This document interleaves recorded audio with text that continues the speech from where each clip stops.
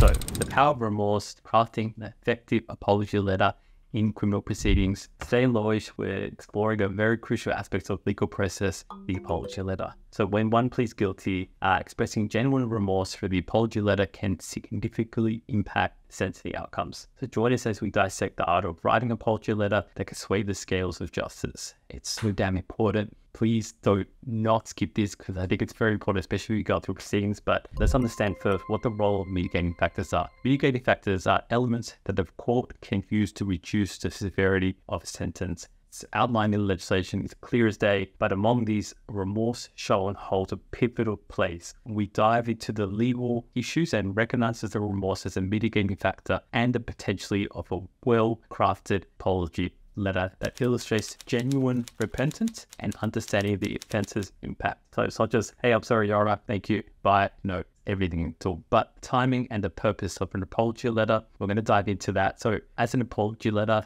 comes into play when the defendant decides to plead guilty, it's not just about saying sorry. So much more than that, I know. But it's about demonstrating the understanding of consequences of one's action, a commitment to change, and respect of the court's time. Courts do not like to play games with you. Very serious with this sort of stuff, but the segment sort of clarifies when and why should an apology letter be drafted. So when structuring it, how do you do it?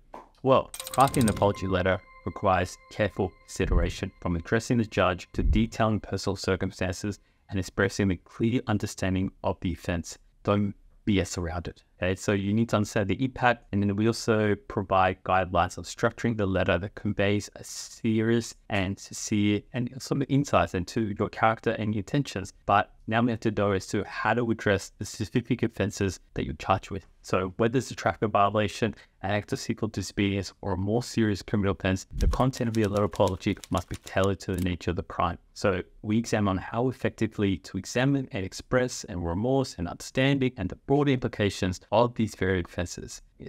I can't understate as to how important this is, but we'll go into what do's to not write on an apology letter. An apology letter can make and break a defendant's case. The segment highlights the critical do's and don'ts, from avoiding excuses to minimizing the offense to ensuring that letter reflects a genuine commitment to change and understanding the legal social impacts. That's why it's very important to write one. But the real life examples and their lessons, this is hard to read and hard to watch and hard to say, but through real life examples, we see the power of a well-crafted apology letter.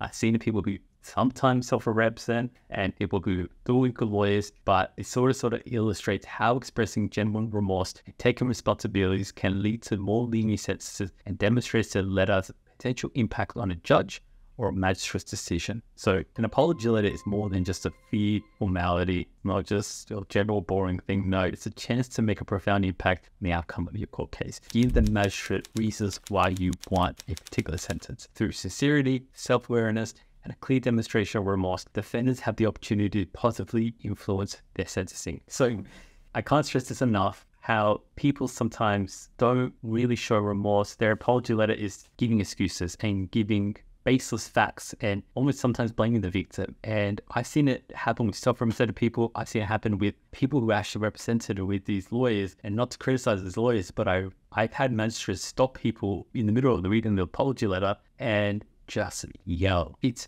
very important to understand how to craft it. It's very important how to talk to the magistrate with respect and sincerity. And if you need a guide or an apology letter, I will send it to you for free. If you want it, say in the comments. I'm happy to help you out. Don't go writing anything and nothing. There's a lot of free guides out there. I'll send you my guide, completely free. Just find a damn good one and don't minimize this, okay? Thank you for watching.